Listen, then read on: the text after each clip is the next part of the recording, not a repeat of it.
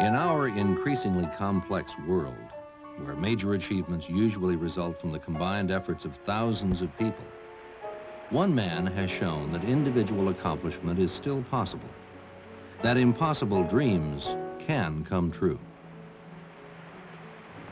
If we wish to accomplish and to push frontiers, if we wish to seek in the outer fringes, maybe we do have to risk a little bit. And this is an individual thing. This is what each man calculates to himself.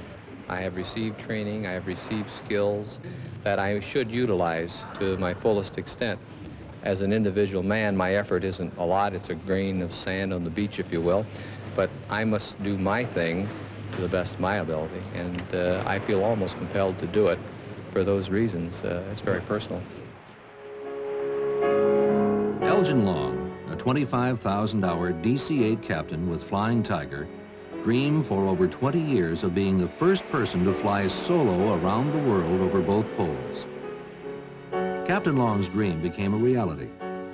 His 28-day, 36,000-mile self-financed flight touched down on all 7 continents, set 3 world's records, and earned him the Gold Air Medal, awarded only to a few select aviation heroes, including James Doolittle, Igor Sikorsky, and Charles Lindbergh. Elgin Long's courage, ability, and determination contribute to the legends of an industry and a nation, and prove that there is no such thing as an impossible dream.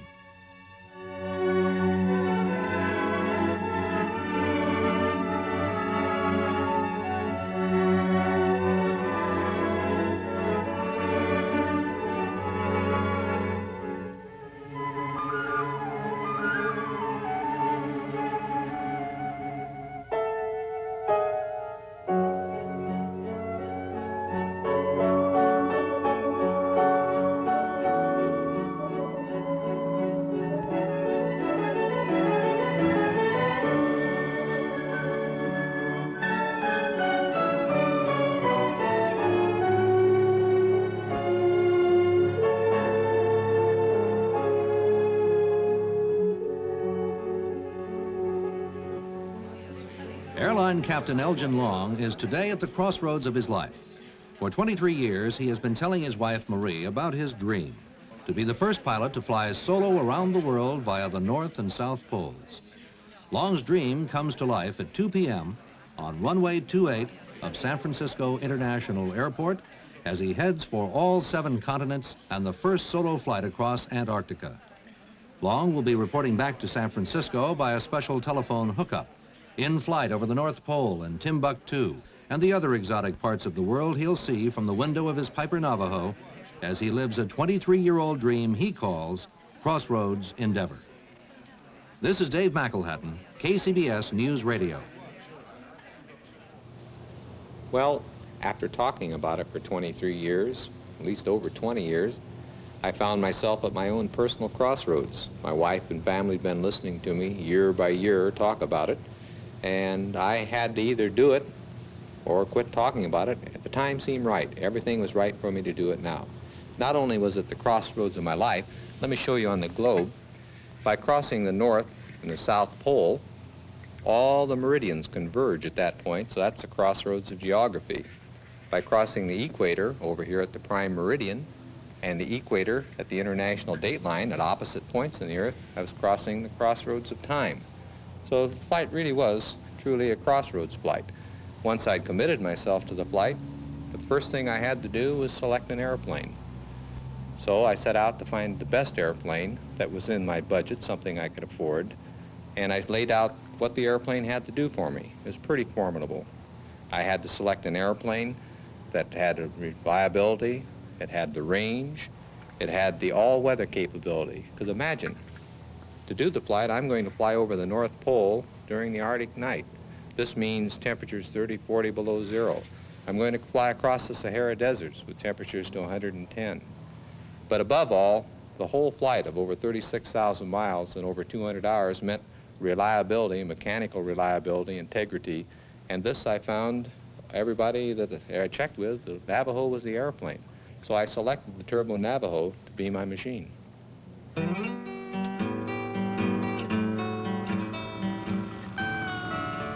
Crossroads endeavor is the culmination of years of planning and preparation, of studying charts and plotting routes, of getting visas and diplomatic clearances, of thorough professional analysis and evaluation of every possible contingency.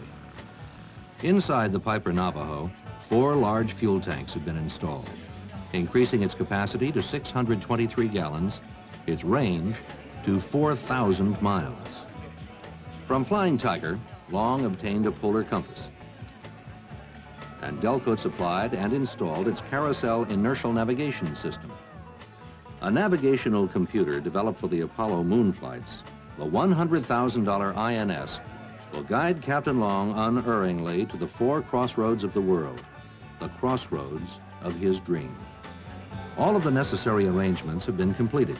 All of the complicated equipment has been installed and tested. Critical spare parts have been purchased and packed, although it turned out not one spare part was needed during the entire flight. Finally, to keep awake, Long includes a $2.98 alarm clock. As friends present the captain with a good luck piece of 1,000 handmade Japanese origami paper birds, the aircraft slowly fills with luggage, spare parts, and 3,738 pounds of aviation gas, increasing its gross weight to 9,000 pounds. When the tanks have been topped off and the last piece of gear is stowed away, Elgin says goodbye to the many friends and members of the family who wish him well. They sense the drama of his departure on a flight that has never been accomplished before, taking off on one of the last great terrestrial conquests. As the door closes and he squeezes through the 8-inch wide passageway between the auxiliary fuel tanks to the cockpit, Long enters the instrument-filled space that for over 215 hours will keep him in touch with the world below. The 2 310-horsepower Lycoming engines start without hesitation. They will perform so well that from pole to pole and back to San Francisco, not even one cowl will be removed. It is 2 p.m. in the afternoon of November 5th as the heavily loaded aircraft taxis out to runway 28. Ted Thomas, in the KCBS spotter plane, reports the takeoff. I'm just lifting off, and he's doing the same, and he's used approximately 3,000 feet of runway. Now he's accelerated off the runway, and he's climbed to about 50 feet where he's letting the airplane build up some speed. It looks like he's made a perfectly safe takeoff. That's how it looks from right here.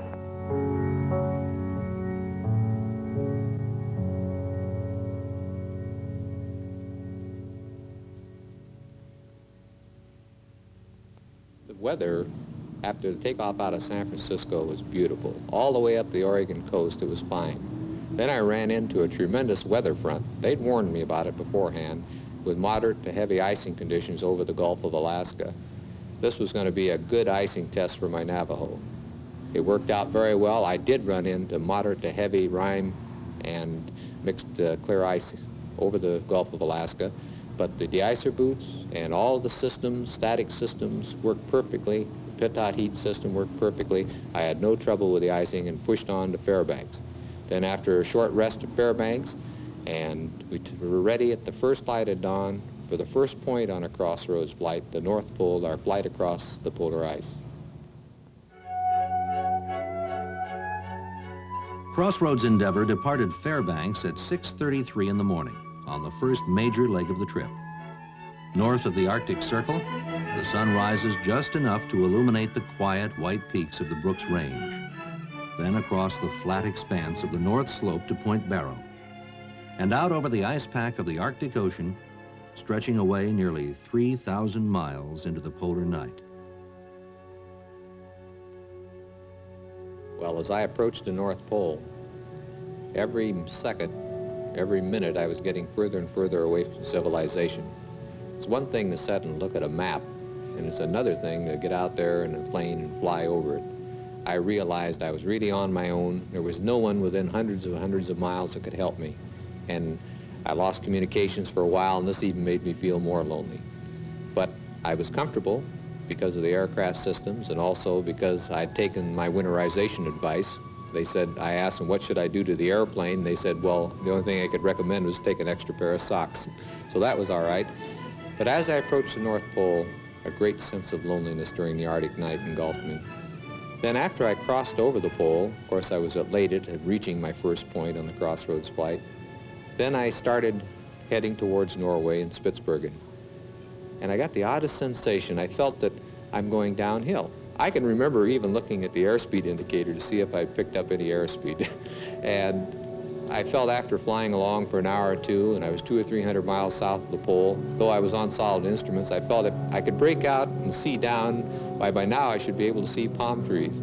But when I finally, several hours later, came up on Spitsbergen, and it was nothing but ice and snow and bleak loneliness, I realized the immensity of the ice pack that by now I was almost flown over. The fatigue of the long Arctic night catches up with Elgin. Faced with bad weather at Stockholm, he makes a precautionary fuel stop at Tromsø, Norway. 2 short hops of under 5 hours each take him on to Stockholm and London. Hello, Elgin. Yeah. Hi, this is Dave McElhat. Hi, Dave. How are you? I'm fine. Good. You're in London now?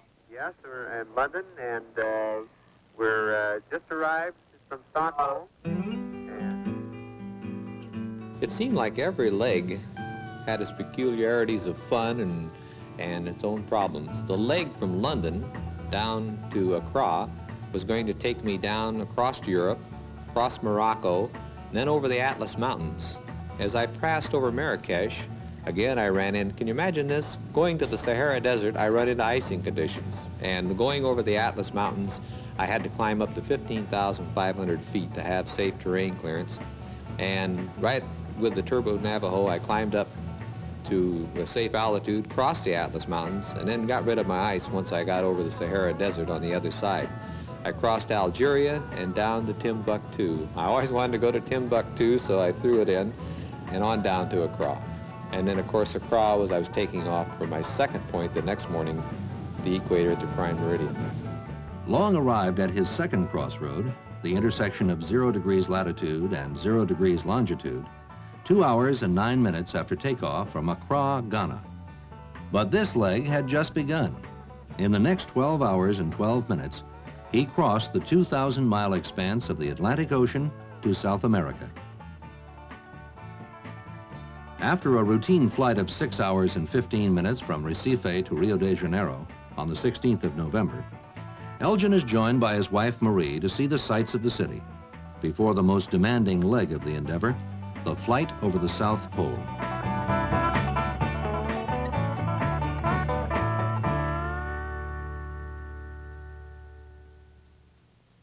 When we left Rio, my airplane and I, we arrived at Punta Arenas right on schedule. I had half the flight behind me, and I had to be in Punta Arenas ready to take off on the 20th of November. I had the whole flight planned, and I had a 6-day time window, if you will. I had 6 days to get across Antarctica and up to Australia. Because of the position of the sun and the moon, I had to have them both in southern declination so that they would be available for shooting. And I had to have the local hour angle of the moon at least 45 degrees to the sun so I could get a good cut to get a good celestial fix over the trackless waste of Antarctica.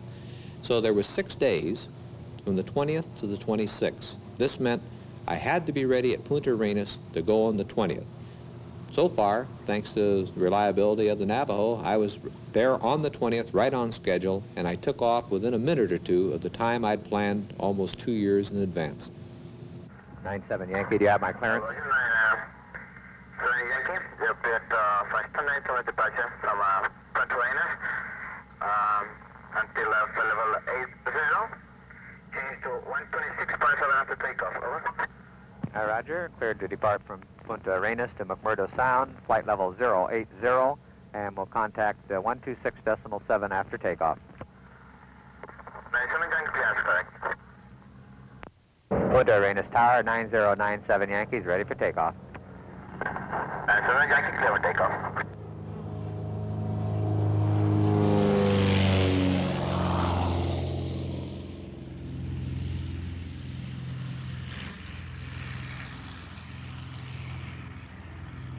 Okay, I was airborne at 1139 for the adventure of a lifetime. Here goes nothing. Looks like blue skies up ahead, so I'm going to level off at 4,500 feet here for a while. maybe 5,000. I don't want to get into the clouds at all, and I can see exactly where I'm going. And the real bad mountain that I was worried about, I can see it just clear as a bell. It's very difficult for people to understand what Antarctica is. I mean, it's one of the last continents that we've explored, and I was the first man who ever crossed Antarctica alone. To cross Antarctica is really an undertaking, hard to imagine. Antarctica is bigger than the United States and Europe combined, or almost bigger than the United States and Europe. I'll give you some idea of the size. It's almost 6 million square miles. It starts out on the coast at about little low-range mountains, 2,000 or 3,000 feet high, and it builds up to an immense polar plateau.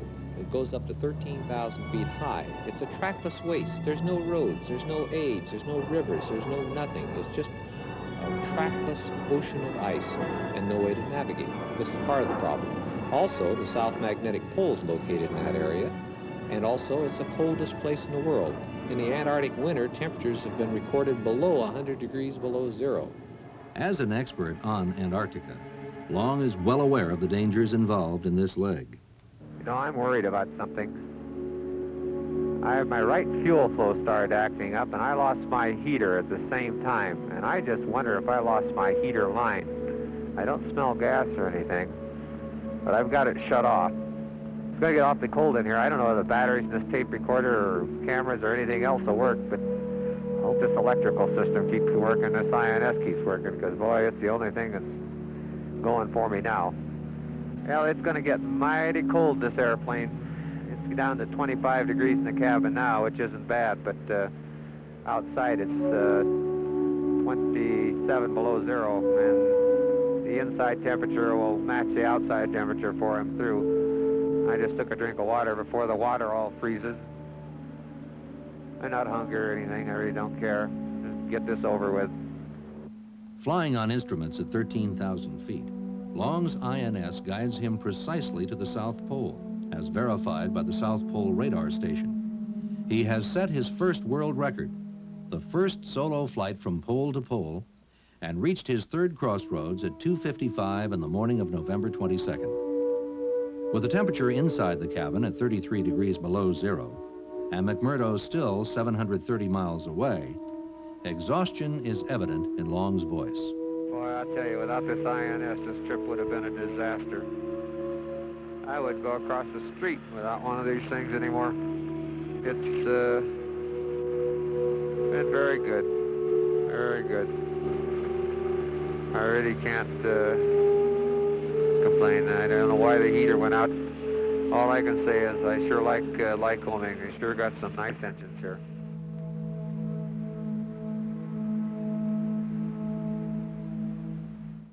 At 07:23 on November 22nd, Long touches down in a 20-knot crosswind on ice runway 7 at McMurdo Sound, 19 hours and 44 minutes after taking off from Punta Arenas. As he taxis off the runway, the entire contingent of McMurdo Base is on hand to give the warmest welcome of the trip. Thoroughly chilled and dead tired, Long is greeted by Captain Eugene Van Reeth, commander of the U.S. Naval Forces in Antarctica, and heads for 6 hours of solid sleep. Minutes later, a severe storm hits McMurdo, dropping the visibility to zero. The Navajo, already tied to heavy pallets of gasoline drums, is positioned into the wind. But fine blowing snow starts to sift into the air intakes and pitot tubes. All night long, in the light of the Antarctic summer, Navy crewmen work to keep the intakes covered with a parachute and constantly reposition the aircraft into the 60-knot winds.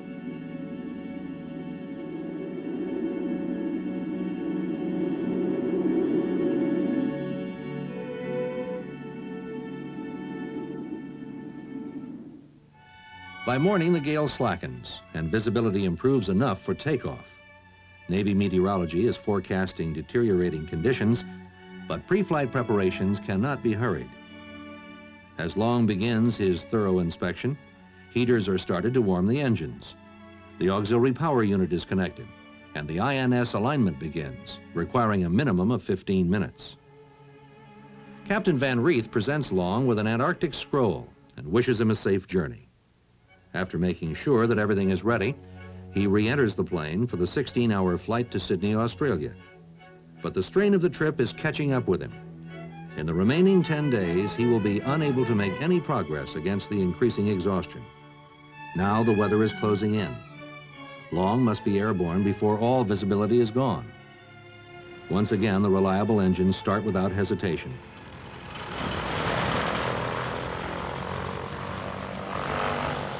The taxi checkoff list is complete.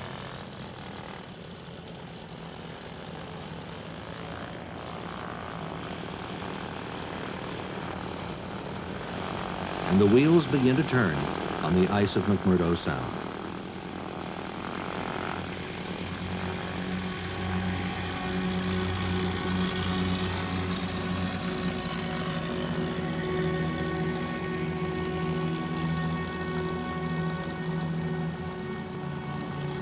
As Long smoothly, gently applies power, the Navajo accelerates, breaks contact with Antarctica, and climbs into the storm that is settling over McMurdo.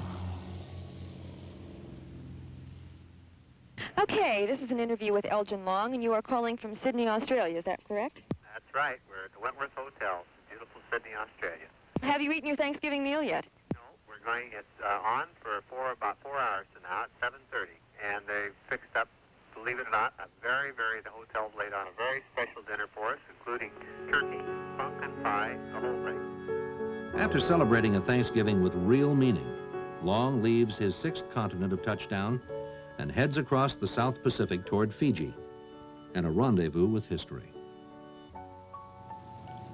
I wanted to duplicate with my flight as closely as possible the flight that 35 years earlier Amelia Earhart and Fred Noonan had done on their fateful flight to Howland Island. So I planned my whole flight to utilize the sun lines as a line of position approach to Howland Island, just like they had done, and to see what happened. Of course, in my case, I'd put a hood over my INS, and all I had to do was, if nothing worked out, turn on my INS and see what went wrong. And so I wasn't in danger of becoming lost like evidently they became. I shot the lines of position. I did have a lot of trouble with thunderstorms, and she had reported overcast weather in her radio reports to the Itasca, and perhaps because of the thunderstorms, they didn't realize which side of Howland Island they were on. I don't really know. My lines of position worked out just like they should have, and though I didn't see the island because of clouds very far ahead of me, I did find the island right in front of me just like it should have been, and I think even in a rain squall I would have picked up the island if I'd continued on my course. I really don't know what went wrong, whether he didn't have the right time or had a bad shot, but I did find Howland Island, while Amelia Earhart was unable to on that July day in 1937. From Howland Island, now dressed much differently in the 100-degree heat, Long proceeds direct to his 4th and last crossroad, the intersection of the equator and the international dateline. In a short while, his $100,000 INS locates him over this objective as his $2.98 alarm clock tells him it is 4:21. Now all I got to do is get this thing to Wake Island. And at Wake at 14:07, 1407. That's 20 hours and 12 minutes. And that's the longest flight so far. That's longer than the Tromsø leg, and that's longer than the leg to McMurdo. We're approaching Tokyo now, and I'm in contact with Tokyo Approach Control. The weather's fine. I got Fujiyama dead ahead. Mother of mountains. And here we come, Tokyo, and Asia and our 7th continent. On the deck, Tokyo 0131 sharp, 0131 sharp. And we got the press and everybody here, and I better hurry. On the 1st of December, from the 7th and last continent, Long heads for Honolulu via Wake Island because of uncertain weather. It's been quite a flight. Elgin is now in Honolulu getting ready for the last leg. That over-water flight from Honolulu to San Francisco, and he's checking in now from Hawaii. How many days have you been gone now? Well, altogether, I think it's going to be 28 days.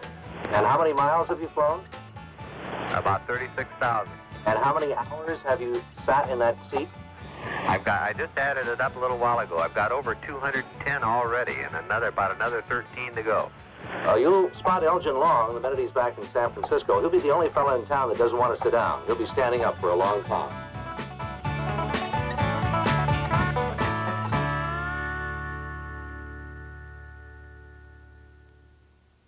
And this is News Radio in San Francisco. KCBS News Time is 2:39. Time for a situation report now on Elgin Long, who's flying into San Francisco International Airport. Let's go to the airport and Dave McElhatton. Elgin Long has completed his 25-year dream, Operation Crossroads. He has just touched down on the runway and is rolling out at this very moment. We can't see him from here, nor can the crowd. But we just checked with air traffic control, and they told us that he was on the Bay Tracon approach control handling, and then the word came through just moments ago he had touched down. Elgin Long has just taxied up in front of the hangar as the Woodside Band concluded playing their salute to him. We spotted that bright orange vertical fin with the big American flag on it just seconds ago before you switched to us. He's taxied up. And here it comes. The Piper Navajo, blue and white, has become world famous. And now the crowd is waving, they're cheering, as you can hear. And there's a little sighing, too, from people who are very happy to know that he's back and all is well. Elgin will be over here in just a minute if he can wade through the crowd. I think what we ought to do is break right now, because it's obvious they're going to be taking pictures for about another 5 minutes.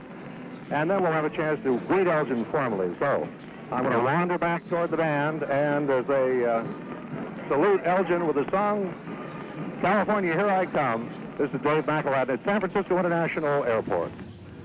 After dreaming about the flight for more than 20 years, planning it, it shows you that after all that time, even though I'm 44 years of age before I finally got around to it, I finally accomplished my dream. And you know, if nothing else happened from the trip, but that I encouraged some other men and women to not to give up on their dreams, but to continue with their hopes and dreams, and maybe like to steal from the poet, or as Douglas MacArthur said, youth is not a time of life, it's a state of mind. I mean, it's a matter of the will. And if I could encourage other people to do their thing and to live their dreams and accomplish their dreams and not give up on them, then it would all be very, very worthwhile. That alone would make it worthwhile.